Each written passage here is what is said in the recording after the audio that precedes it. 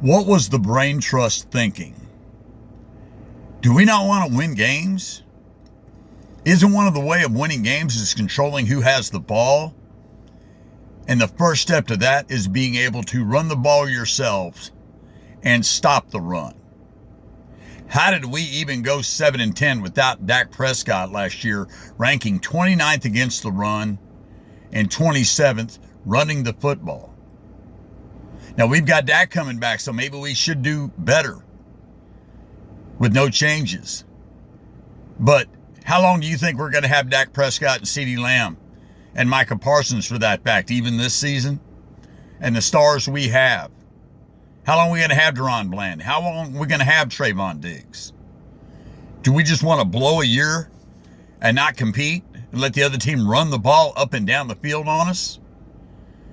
And another thing, did we not know that Trayvon Diggs was going to be out for the first half of this season?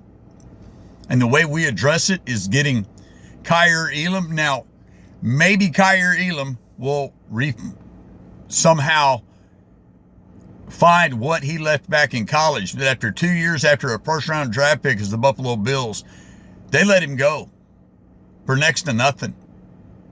And we're counting on him now to be a starter alongside Bland. And the corner, Kalen Carson, the nickelback. So we had major flaws, major holes on this team. And we didn't address it in April or May. Does this fall at Brian Schottenheimer's feet? Well, it does when it goes to the field, and he can't win football games because we never have the ball, or because every single time the other team gets the ball, they score a touchdown because our defense wasn't prepared. We didn't have the proper players to play defense. So then what happens when they're scoring every time they have the ball, even with the great passing offense, and even if we start running the ball well, sooner or later, after the other teams had the ball 4 times and scored 3 touchdowns and a field goal, and you're losing 24-17 at halftime, and then you go to the second half and you're in scramble mode the whole time because the defense is always giving up points. So Dak Prescott, in desperation, losing a game 34-27 late in the fourth quarter under pressure, throws an interception. And then we're going to blame him after the defense gets run up and down on the whole game because our upper management, and that starts at the head coach, goes to Will McClay, the quasi-general manager, Stephen Jones, and finally, Jerry, you want to make all the calls? Are you going to put us through this again? Are we going to have this horrible defense again, and then we're going to blame it on Matt Eberflus?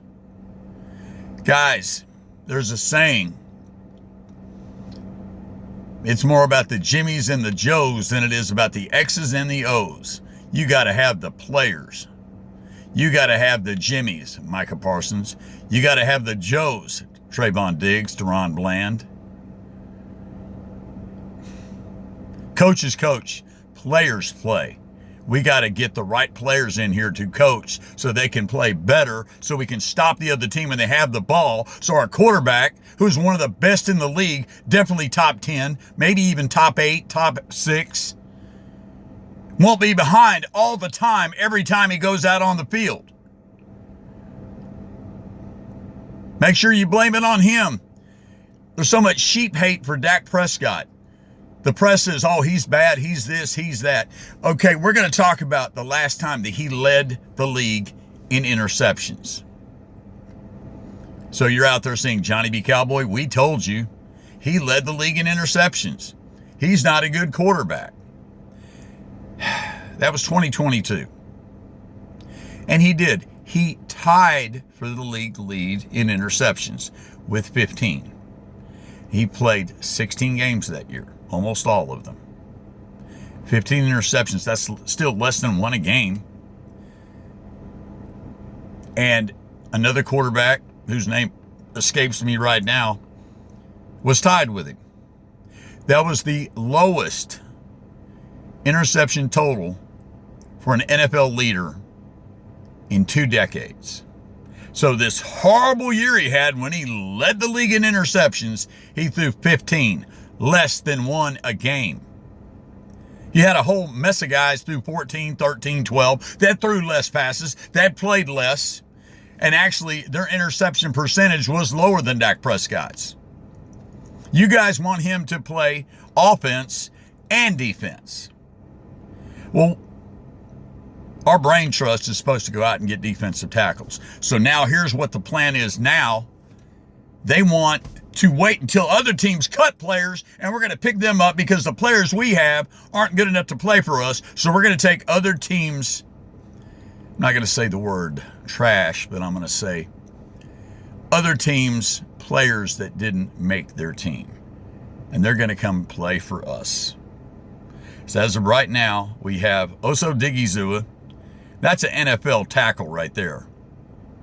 Next to him, we have Mazi Smith. Mazi Smith, the number 1 draft choice, who grades out through Pro Football Focus as the worst starting defensive tackle in the NFL last year. 64 out of 64. But that doesn't matter when it comes to winning games. I think it's pretty darn important. Now, maybe Kaiir Elam will save our bacon in the secondary. Maybe he'll play like a first rounder. And maybe when Diggs gets back, we've got Bland, Diggs, and Kaiir Elam. But when we go to nickel, that's not bad. That's pretty good. If Kaiir Elam can play like a real first rounder, or is he another Mazi Smith? Because we still have Mazi after 2 seasons. Buffalo got rid of this guy. Now, he has looked serviceable and a little better than that in training camp. So we'll see what happens. This should have been addressed. This should have been handled. We shouldn't be here in mid to late August waiting for other teams to make their cuts so we can fill out the rest of our roster. It's like waiting for other teams' leftovers, what they didn't want, and we're going to put it on our team. So we got Mazi, we got Osa, we got Perrion Winfrey, we got Solomon Thomas. And as far as the other defensive tackles go, we have Everett Brown the 4th. That's the 3rd string behind Osa. And we have King Basito, who was a 7th round pick who doesn't look like he's going to make the team. He was the last pick in the draft for us. So, did we not know that defensive tackle was our worst position? Okay, offensive guard, we got that in the 1st round of the draft. But our second one was another pass rusher. Well, Donovan Ezraku, you better be worth that 2nd round pick because we needed a defensive tackle. Johnny B. Cowboy here. Be good to each other. Be careful out there. Be safe. God loves you. I'm trying. Love me back. Please like, subscribe, and share. I'll be back soon. Johnny B. Cowboy, out. Yeehaw!